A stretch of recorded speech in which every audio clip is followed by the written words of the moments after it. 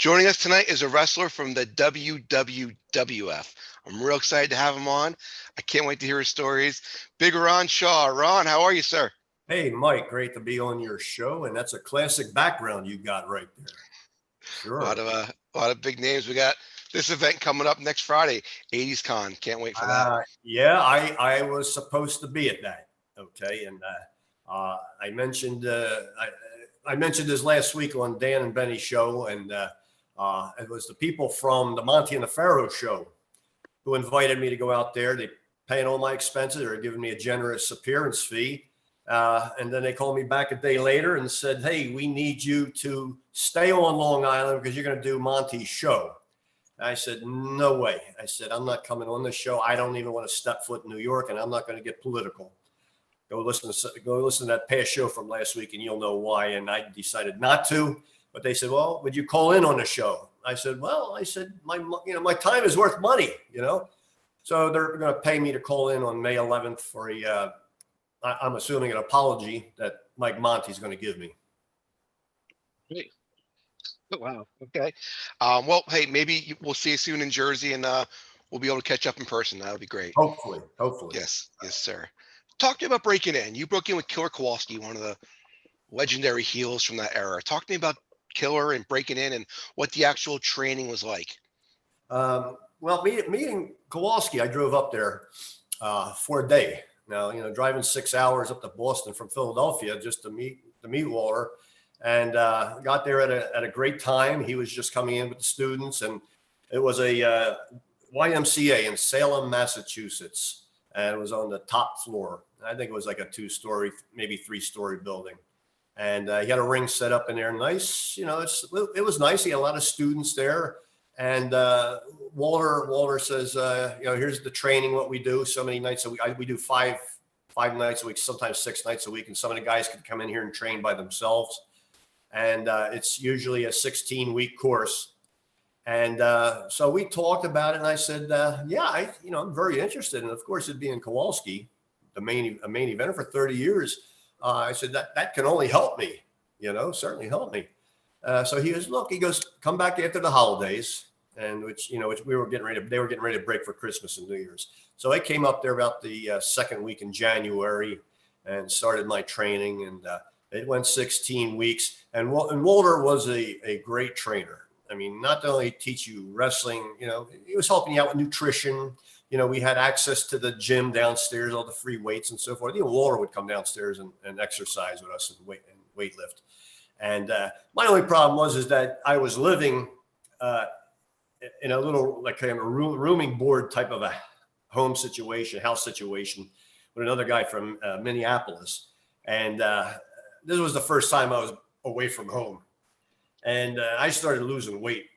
and I went there probably weighing about 248, close to 250, which I was pretty much through my high school years was my weight, And so I actually had dropped maybe about 30 pounds, 35 pounds during that 16 weeks of training. But Walter was thorough.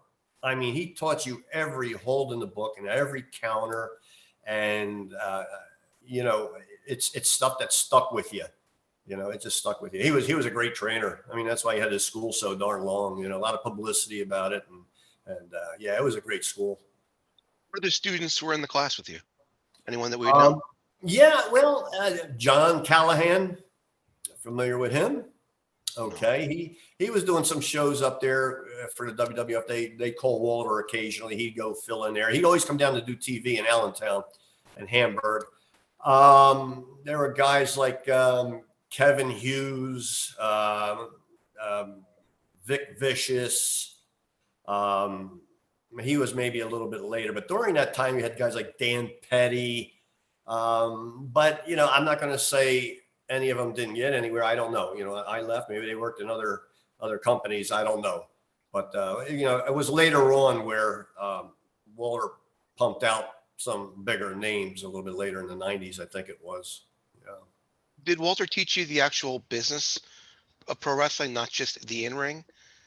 We would have these unique get-togethers after the training on occasion. And it seemed like it was always a Friday night. He'd take us out for pizza and salad. And he was pretty much open for any type of questions that you wanted to ask him, And, I'm not going to say, that he would just come out and blurt it out and tell you about it. If you had a question, he would answer it, But I was not asking anything that had to do with the inside of the business pretty much. I kind of figured I was going to learn that myself, which I did. Any advice he gave you that stuck with you throughout your career? Absolutely. Yeah. I mean, it was very important in the beginning because, I told him in my 16th week when I was getting ready to go. I mean, he didn't know it. And I said, "Hey, Walter," I said, "how am I doing?" And I guess he was being, honest about it. He said, "Man, Ron, you're doing great." I said, "Okay, Walter." I said, "You know what?" I said, "This is the end of my training. I'm going back to Philadelphia." And I said, I would like to go to work for the WWF right off the bat. And so he called Monsoon up, and I got invited like about 3 weeks later to come up. Monsoon called me and said, "Ron, come on up to Allentown." And that's where I got my start. And it took off. It wasn't even 2 months that I already started getting 4 bookings a week. Wow. It was amazing, So my first 3 months, which were October, November, December of 1980, after I left Walter's school, I was already getting 4 bookings a week, and they were all in the Philadelphia area, which is great. You go out for an hour drive or maybe 2-hour drive, you're coming back home the same night, and that's making money. There's no hotels to put out for, and gas was very inexpensive at the time compared to today, and that was the way I started. And then 1981 really took off. Yeah. Okay, so I'll tell you a little bit about me. I broke in February of '92 at Iron Mike Sharp's wrestling school. 4 months later, my first TV I did when I was 18 as well. So we pretty much it's similar start. But I don't know about you. I did not feel I was ready when I went to do TV for the first time. I felt I was really green. I was scared beyond belief. How did you get acclimated to the WWF style and the locker room and all that? I think it was it probably took a couple shows that Walter was booking, even during or let's say my last month of training up there. He would book a couple of these little nightclub deals, and the ring would be in there. And the only problem was that the ceilings were not that high, so you couldn't take any bumps that were that high. But what I think it was is that you ignored the crowd because when you were working with somebody, you were talking over the match in the in the dressing room, if you want to call it that, a dressing room in a bar. You came out there and you had to concentrate on what you were doing and not necessarily worry about the people out there. And I'll be honest with you, I was not nervous. Before my very first match in the WWF on TV,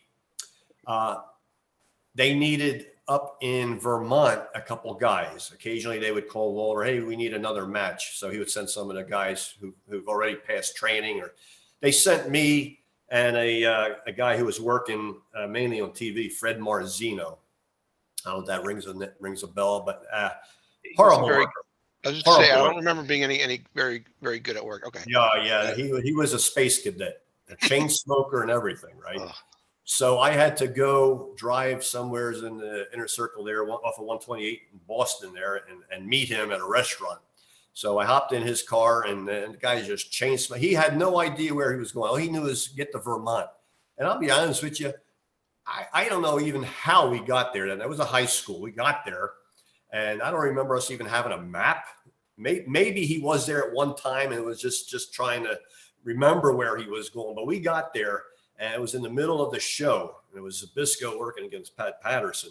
So me and him are walking through the stands just to get to the dressing room. And I don't know who the agent was.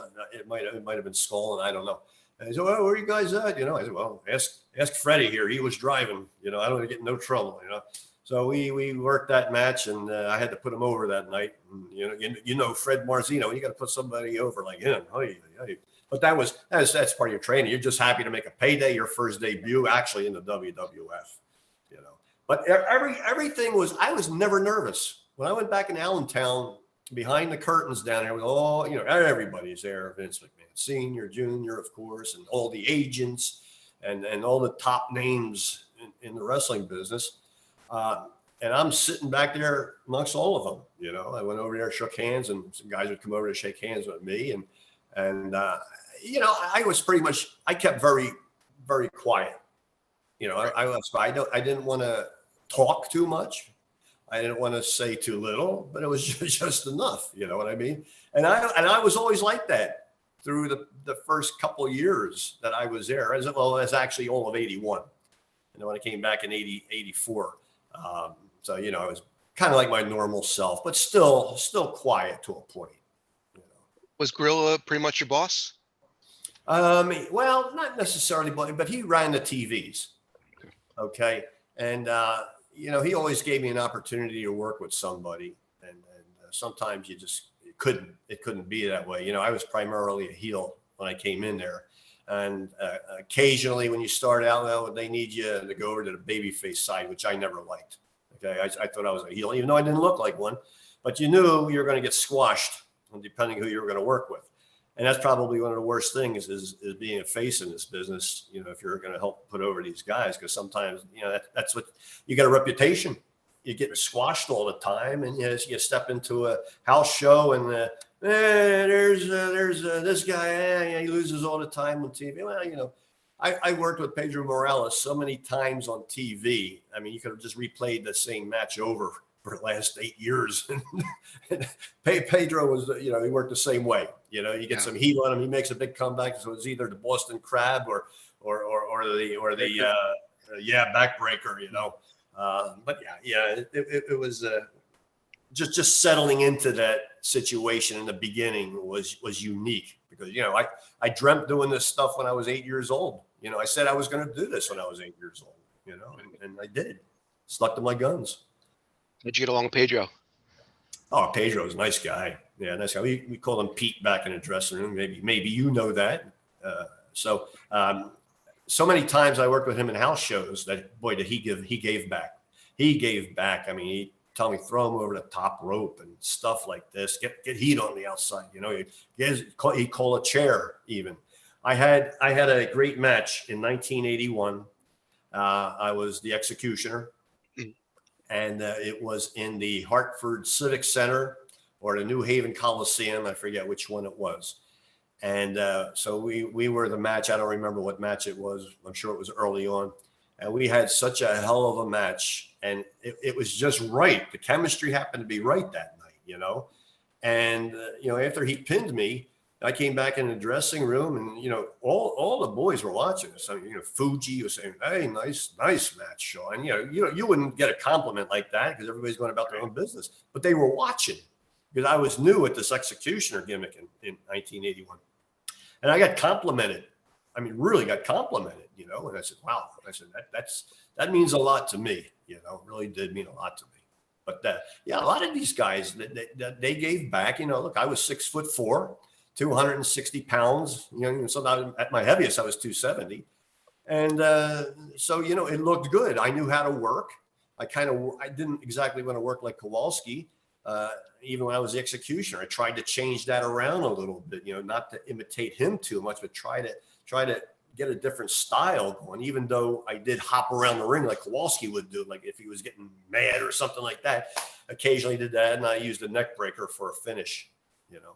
But that was I think the executioner gimmick, when they gave that to me in the very beginning, which really helped me learn a lot more about the business, because, you know, now I'm working with these guys who I was just putting over on TV, and now they're really working with me, you know. So that was very interesting.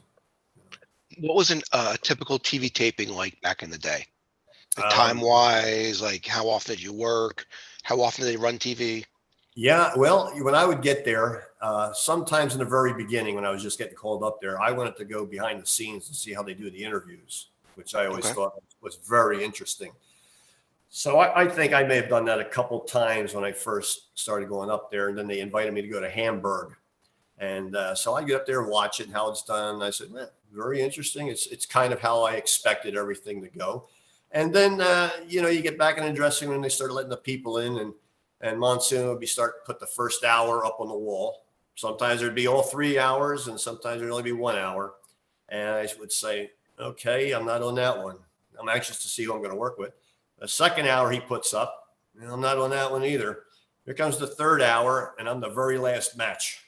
So I'm sitting. So I've been there probably about 2:00 in the afternoon watching all this, and I'm the third match. But I also had those times where I was the first match on the first hour, and there was nothing else. So I got the hell out of there nice and early too. There was no need for me to stick around.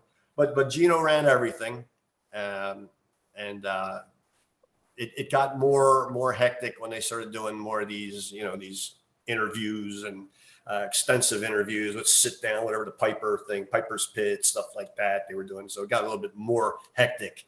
So they had to find all this time, and maybe at the time they weren't as many matches. Maybe I think they used to have 6 or 5 matches at a time, and then I think they just got it down to 5, and then they'd just be cutting them a little bit shorter to fit that 1 hour show. Yeah.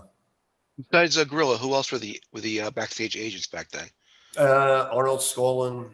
You had Savoldi, Angelo Savoldi. Am I leaving out anybody like Monsoon? I mentioned Arnold Skolin. I think it was those 3 at the time. That was it, because I think up in New England area, Savoldi had that area pretty much covered, and then Monsoon had pretty much like Pennsylvania, Jersey area, because he was from Willingboro, New Jersey anyway. So he covered that area, and anywhere south, which was as far as Washington, D.C., Landover Civic Center or whatever it was called. And at the time it was 3, and then they grabbed a couple more guys later on. That was after I left, I think. I think Gurria was one, maybe. Yeah. I think Patterson, I think was an agent. Chief. Yeah. Definitely Chief. Yeah, definitely Chief. I did leave him out because I remember him towards the probably the last year or so before I left. So yeah. Who'd you travel with? I was always traveling mainly by myself, and the reason being is because when they would leave a show, and when this is pretty much when I had good heavy bookings. Okay, I was getting an average of 5 a week. Okay, 5 to 6 a week. And in the beginning, I was pretty much traveling with King Kong Bundy, but he wasn't Bundy at the time. His brother Jack Carson, Larry Sharp. Me and him would hook up on the turnpike. Pretty boy Larry Sharp.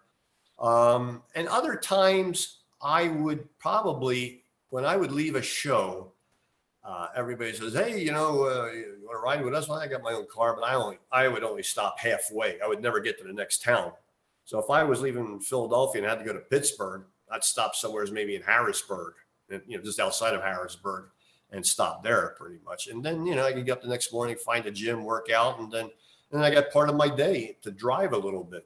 So I was always trying to utilize that time by doing that, split the driving up pretty much.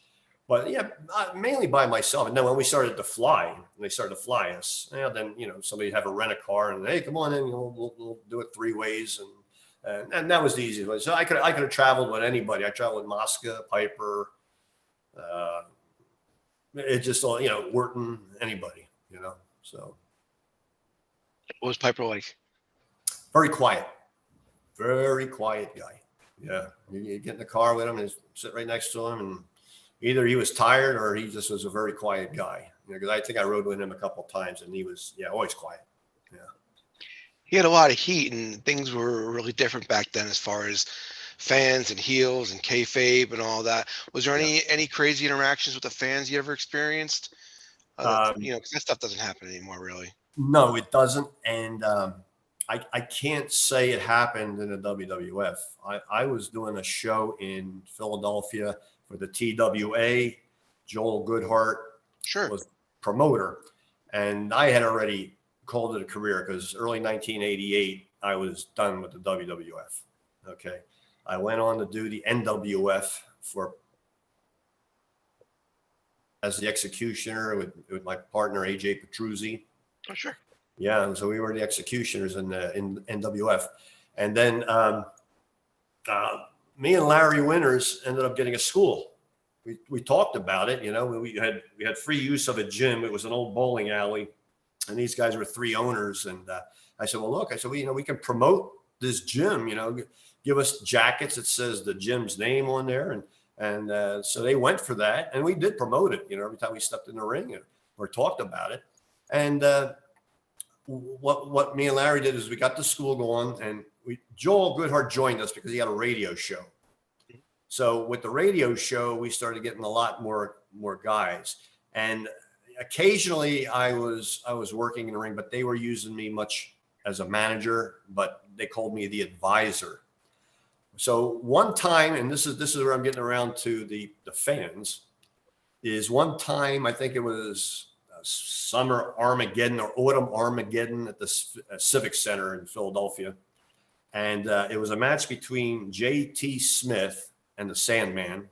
We trained both of those guys. Yeah. Nice. And I was the guest referee. And I got this on my site, and it's out. Of course, it's out on YouTube. Is what happened is that I was being partial in the match, pushing the Sandman away all the time, because he was just constantly beating up on J.T. Smith. So what happens is that the Sandman throws J.T. Smith out of the ring. I think it was something like that. And then we come into the ring, me and the Sandman. We had a little conversation and so forth. And I think he throws me outside the ring. And never, whatever it was, is I kind of turned on J.T. Smith in the ring. I gave him a real quick, fast count, and Sandman's hand was raised.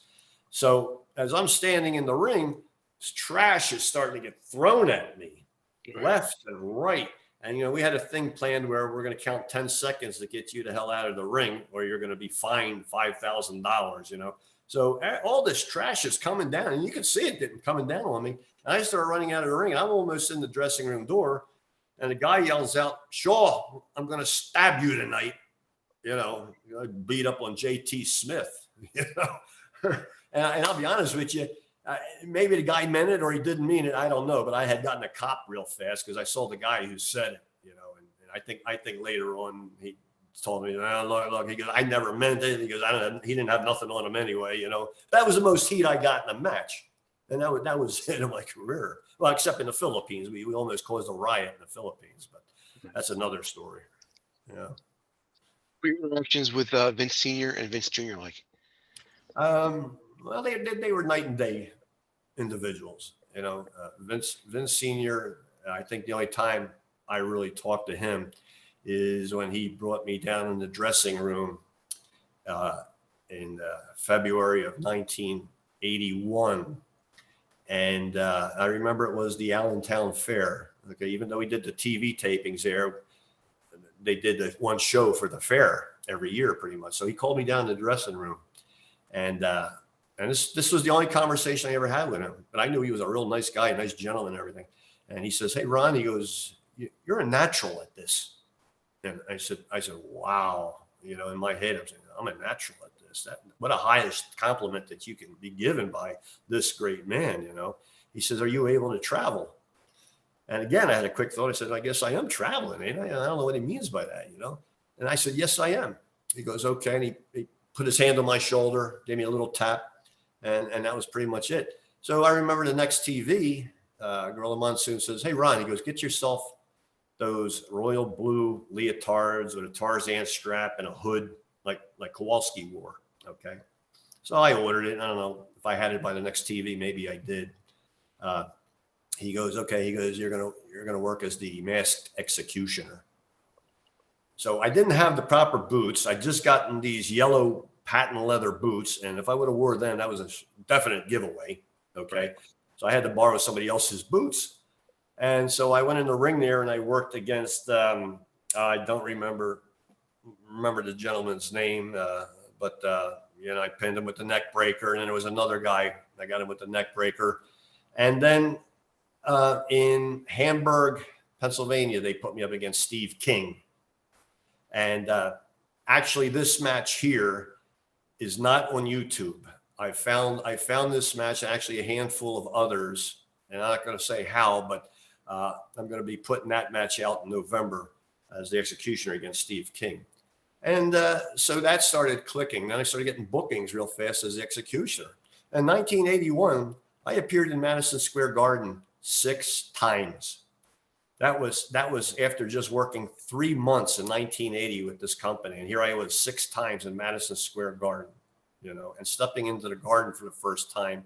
That was the first time I think I was a little bit nervous, because it was just even though I think it was like 23 or 25,000 people, and there was something about that building that it's like higher up, and it just looks like forever.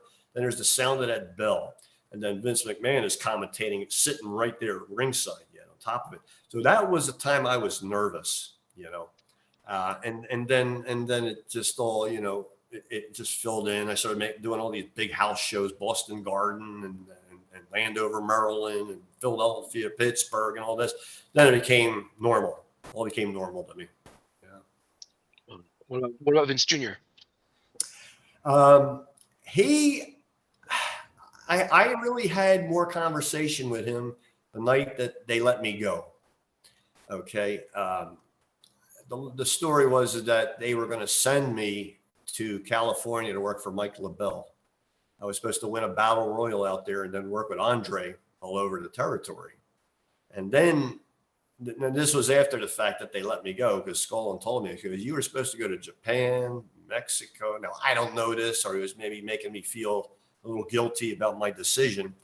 But I had turned it down, and we were on a 3-day tour in New York State. And I was told to give Vince a call in the afternoon. So I gave him a call. And he says, Ron, he goes, I understand you don't want to go to California. I said, yeah, that's right. Didn't ask me why, nothing like that. He goes, okay. He goes, look, he goes, make tonight your last night. And I kind of expected that, you know what I mean? And I said, Vince, thank you for giving me the opportunity. I said, I hope I worked well for you. And that was that. And of course, I had a huge conversation with him in January of 1984, after I came back from doing the IWF tapings with Bruno and Danucci, because we did that for 2 years. And after it started winding down, I said, this is not going in the direction that it should start going. Okay, the house shows, and they were getting less and less because we lost the TV. We had TV for the IWF, I think, for about 3/4 of the first year of 1981. And then it was starting to cost a lot for the backers. And so the shows went on, but they were just starting to draw less people. I decided, you know what, I'm not going to give Vince a call. So I talked to Vince like for about 15 minutes, asking to come back to work. He goes, it's not my decision. He goes, give my father a call. He's in Florida. He gave me his number, and I called him up the next day, and he said, Ron, he goes, we got a full list right now. I think we got 35 guys, but you know what? Come on back. I came back, and boom, I worked full time, 84, 85, 86, 87. And then the bookings really dropped off at the beginning of 88. And then there was that NWF thing that I was asked to do. So kind of timing was right. I said, okay, I guess I'm done here. And I knew the direction that they were going. And, you know, always in the back of my mind is making a paycheck. You know what I mean? But I guess in my own mind, you know, I was old school. I didn't like this real flashy nonsense. You know, cameras are in the back of the dressing room. They all happen to find a situation. There's a situation. Yeah. Cameras are in the right time, right? And I said it got too glitzy and stupid, and so we went right to the NWF, which is back to old school again, you know. But those were the times I talked to both of them. And look, I was not a main eventer, so I had nothing to really call these people about and discuss my career. You know, they booked me, I showed up, and that's all it was about. You know, making a paycheck. Can I ask why you didn't want to go to California and work for Michael Bell? Absolutely. I asked 3 people: Kowalski, I asked Bob Backlund, and I asked SD Jones on their advice. And Kowalski said, you ain't going to make no money out there, you know. Okay, that's what he said. Backlund said pretty much the same thing. And SD said the same thing. He goes, but go anyway. He goes, if you're not making no money, give Vince a call. He'll send you money. And, you know, SD was a great guy. I had no reason to say he was kidding around. In the back of my mind, I thought maybe he was kidding around, you know what I mean? And, but he wasn't. He told me with a serious face, so I believed in him.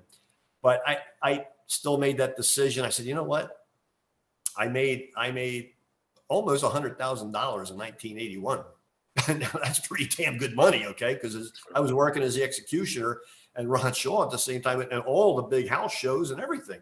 And I said, I don't think I can give up that money. Well, I didn't know in the back of my mind that they were going to let me go because I didn't do that. I guess they were going to groom me pretty much, and go on from there. But so in my 20 years that I did this, I would say that's the only little glitch that was in my career. But it wasn't no more than 2 weeks after I was let go that I gave Walter a call. He says, "Come on up," because we're doing this Bedlam from Boston TV, because I'm booking shows.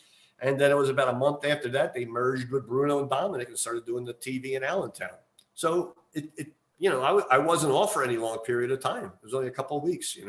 I guess I had to go home and say, well, is this over with now, or do I need to try and continue on, which I did.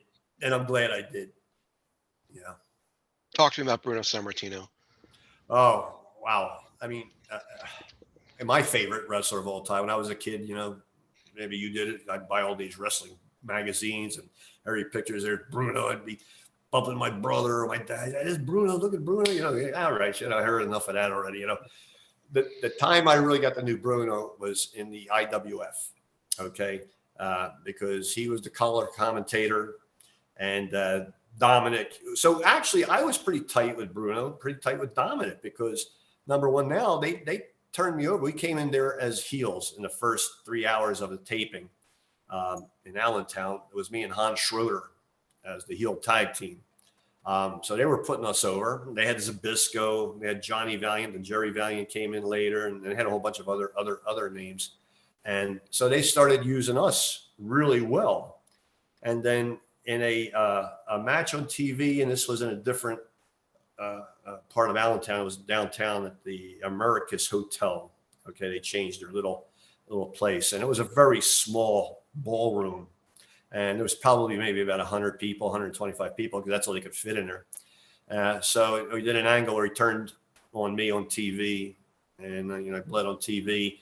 And then I started going over as a babyface, wrestling Damian Kane, who was Ed Bonzo at the time, and a lot of other guys. So they really used me well. Bruno was always talking good about me on TV now, because he's building me up. Well, Shaw was a rule breaker before, and because of the Schroeder, his teacher Kowalski, he's now a he loves the rules, and he goes by the rules, and he wrestles. And we can see the talent in Ron Shaw, that we never saw before.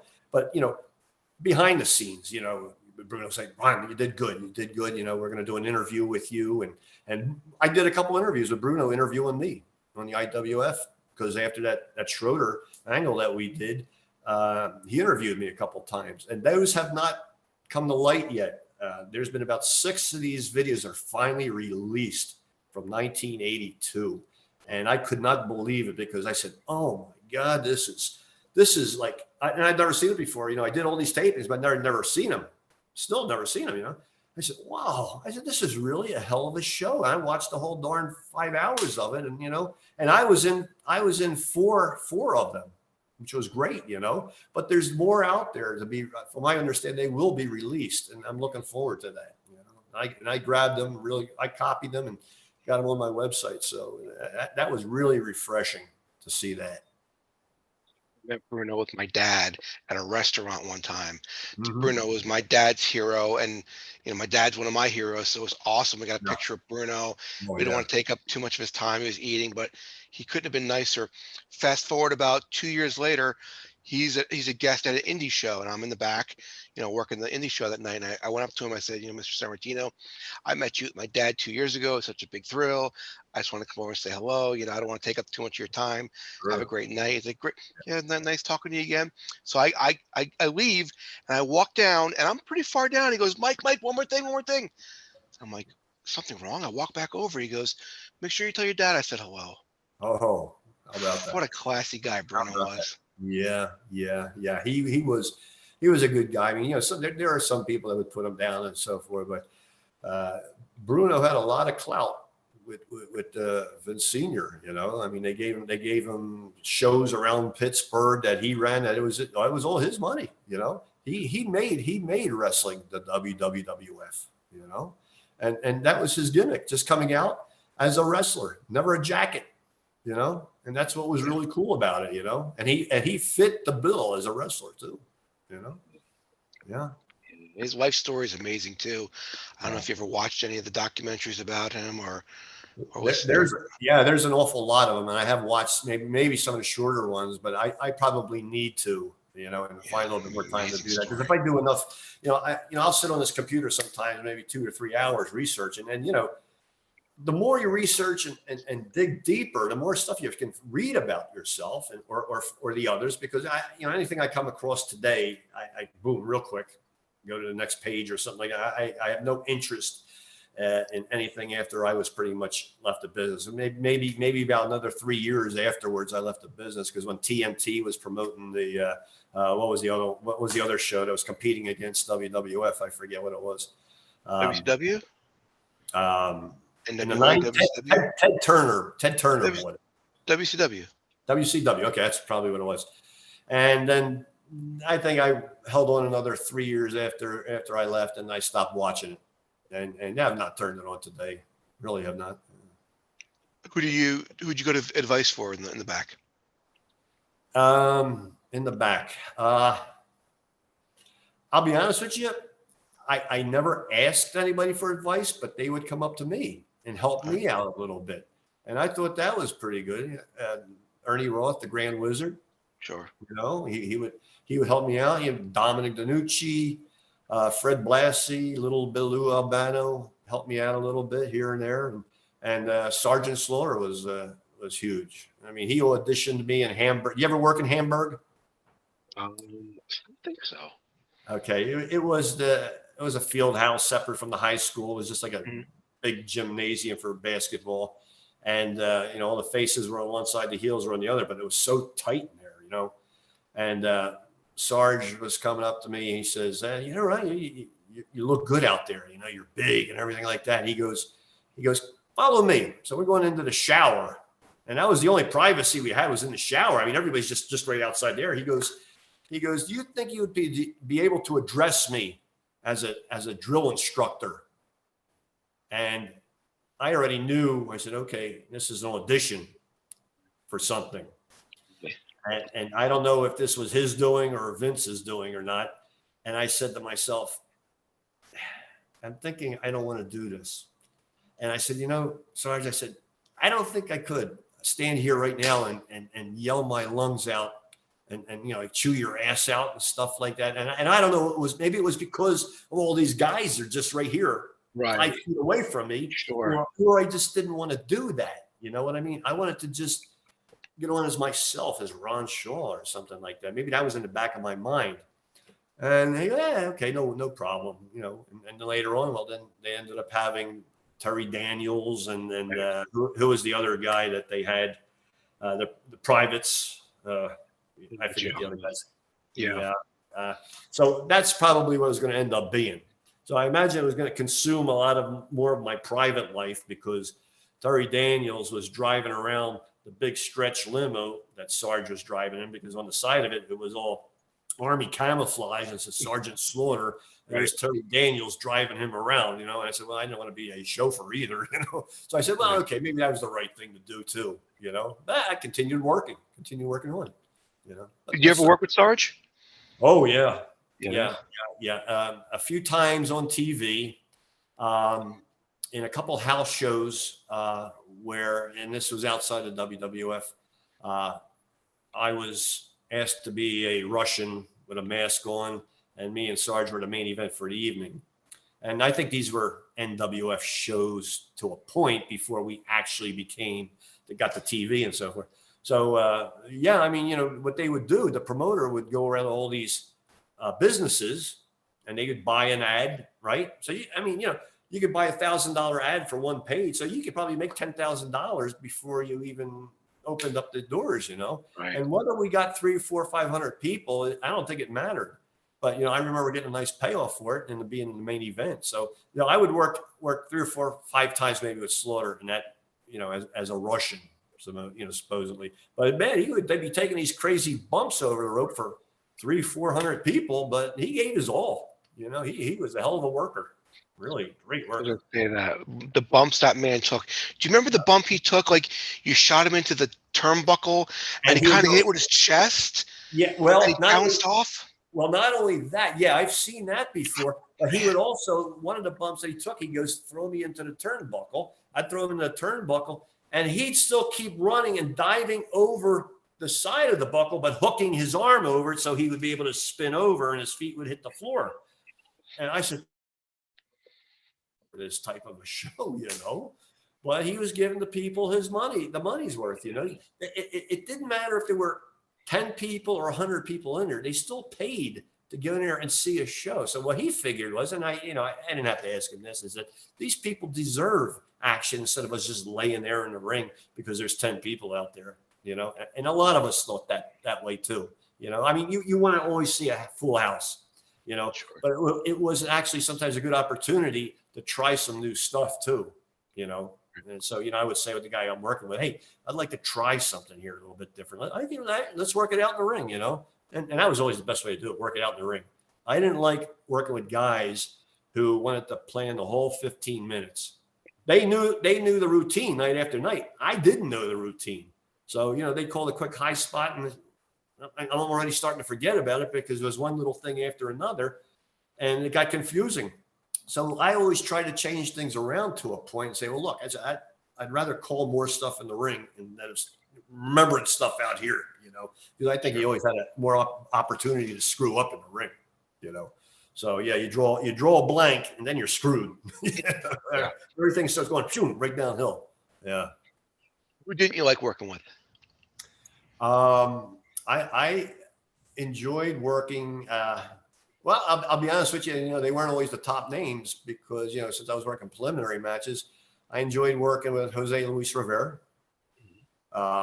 We were always back and forth on who was going to go over and so forth. Always seemed funny was when my hometown of Philadelphia, they were putting him over, and I was somewhere in New York and they're putting me over in New York.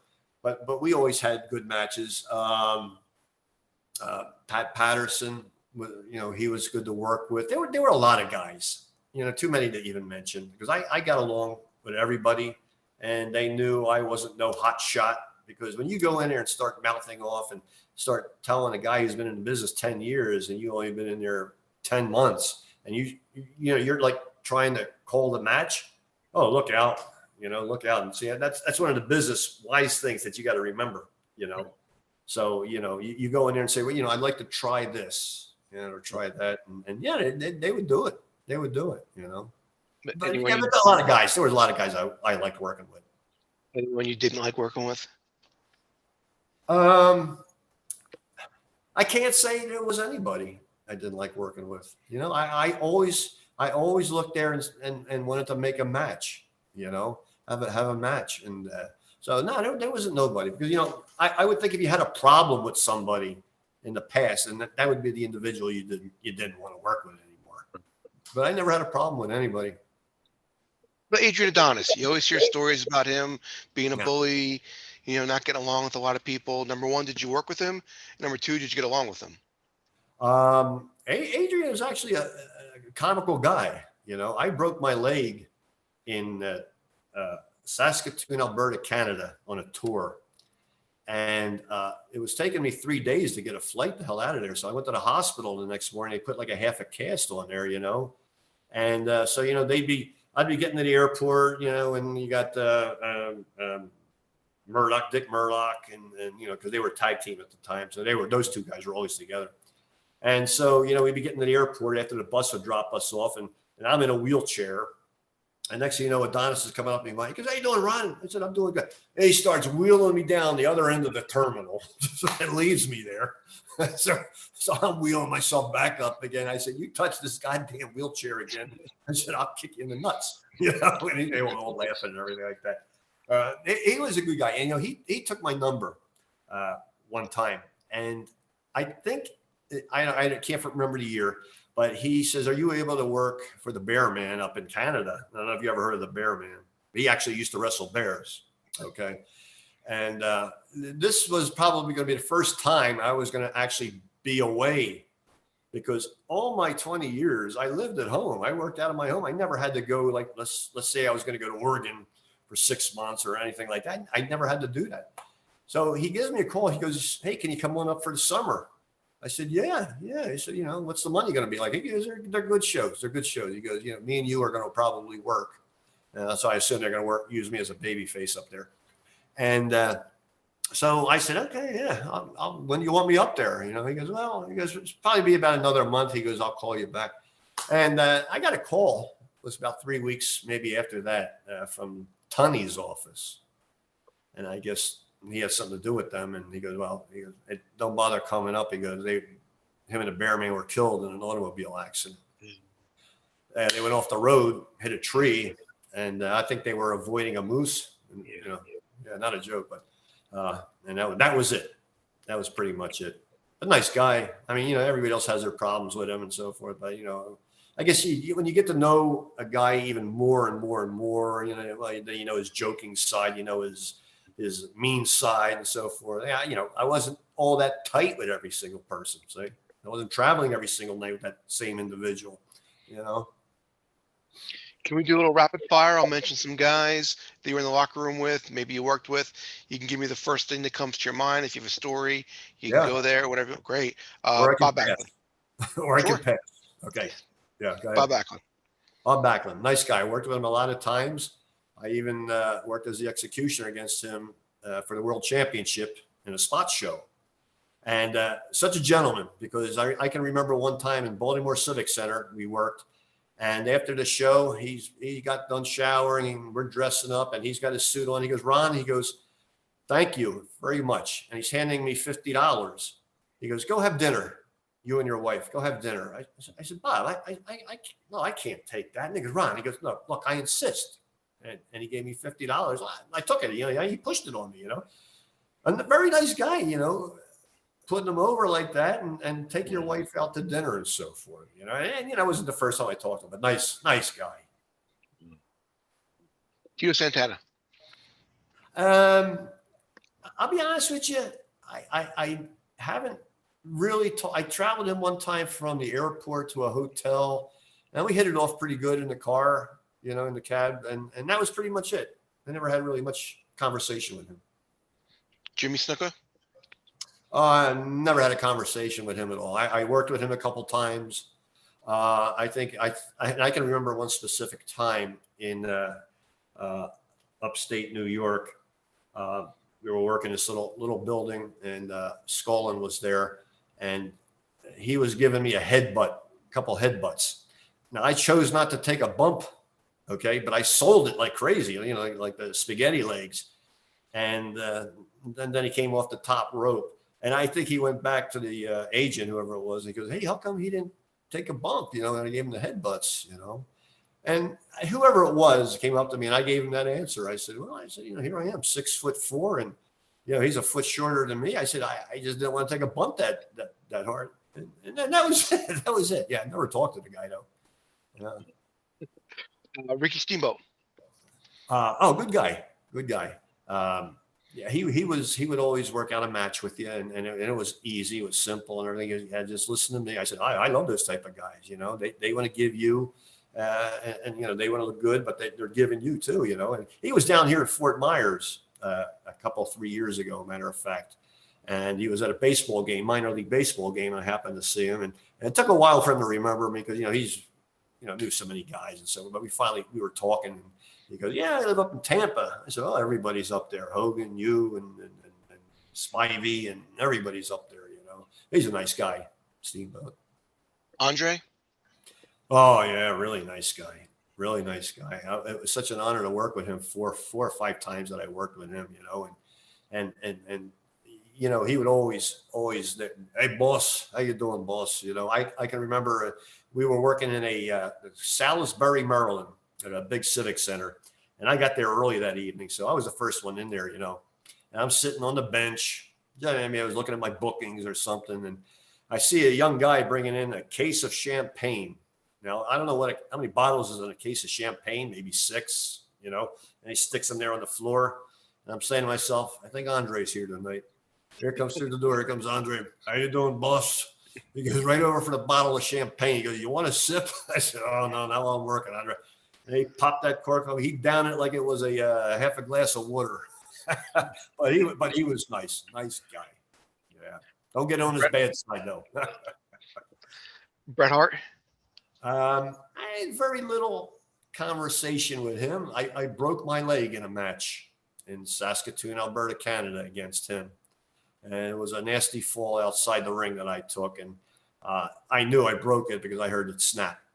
So I just crawled right back in the ring. I said, "Pin me." I think I just broke my leg, which I did, And we traveled to Canada here and there, but he was mainly hanging out with Davey Boy and British Bulldog. They're all family and everything. I didn't have much conversation with him.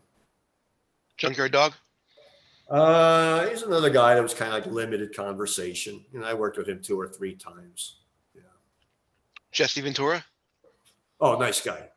Yeah, nice guy. I mean, I had a match with him, and it was the only time I ever worked with him, but he was always saying good things about me on TV because I was having these upsets along the way, and one of them, he was always putting me over. And of course, he never mentioned the name of who my biggest upset was over with, but there was others. There was Rene Goulet. Matter of fact, in Toronto's Maple Leaf Garden, Monsoon and Ventura are doing the cover, the broadcast. And, Jesse's building me up. Ron Shaw's got some big upsets here in the last few months and so forth. So here I am. I sunset flip Rene Goulet for another win. And Ron Shaw gets another upset. Holy smokes. This is. But when I came back in 1984, they used me as a face against Jesse in the ring. And this was just before he was going to end the wrestling and do all the color commentary. And, he was giving me opportunities back and forth. I told him, throw me outside the ring because I took a hell of a bump for him outside the ring and coming inside the ring. I made a big comeback on him. I threw him in the right. I told him, I said, hold the ropes because I was going to throw a drop kick and, miss the drop kick. So that was it. So, he let me call the finish, So that worked out really well. And then we always had a conversation in the dressing room whenever he could, and nice guy. Any interaction with Hulk Hogan? Yeah. I think, when he got there early, sometimes I got there early, he'd come over always to say hi, always to say hi. And, he said some words to me, before that David Sammartino match in the Philadelphia Spectrum, giving me a little bit of a warning or something, and Bobby the Brain Heenan also came back and gave me a little warning of, what's going to happen tonight, and the story, as I'm sure you've seen the match. Sure. I thought I was going to be made an example of, that night. I thought something was going to happen. Was there going to be a shoot or something? I don't know, but probably that was the last time I actually talked to Hogan when he actually warned me, and that's what it seemed like to me. It was like a warning. So, what did they hear rumblings? And I don't know if you want to talk about the match or not. It's up to you. I can. We don't have to. But would they hear rumblings about David was not happy and they wanted to give you a heads up? Never heard of anything like that. Whether he was happy or not. All I know is that when Hulk came back, he says, he goes, "Hey, something's going to happen with David tonight." Okay, and because when Bobby Heenan came back 3 minutes later, he kind of said the same thing. And I know Heenan and David were kind of close, and I didn't know what to make of it, And I went into the ring. I hit him hard twice behind the head, and I don't know if he at that time thought, well, what the hell's going on here? I think I stunned him. I'll be honest. Body slams later. I heard he had a couple of ribs broken at the end of the night. And he went right back to Atlanta that night. And that's pretty much it. I've been asked, I've done over 20 of these podcasts, Mike, and everybody does ask me that question. And, my answer is always still the same. I mean, David gave his reason. He was on the Monty and Pharaoh show, and he says, well, I told him what's going to happen and this and that. He goes, but one thing he did say is that he goes, he did hurt my back, and he was the better man that night. But I've always said, too, I said, well, why would you want to give up a big, juicy, fat paycheck? You're working for the biggest company in the world. Why would you want to do that? And I've kind of let that out there. See what I mean? Let the wrestling fans decide. Look, let me tell you something. Every time I do these shows and we talk about that subject, and I go back a month later, the comments afterwards. And then sometimes they're generally split, you know. They're generally split. I can go on one particular, you know, because this is all over every search engine, and I can go onto one that's got 50,000 looks on it from 6 years ago.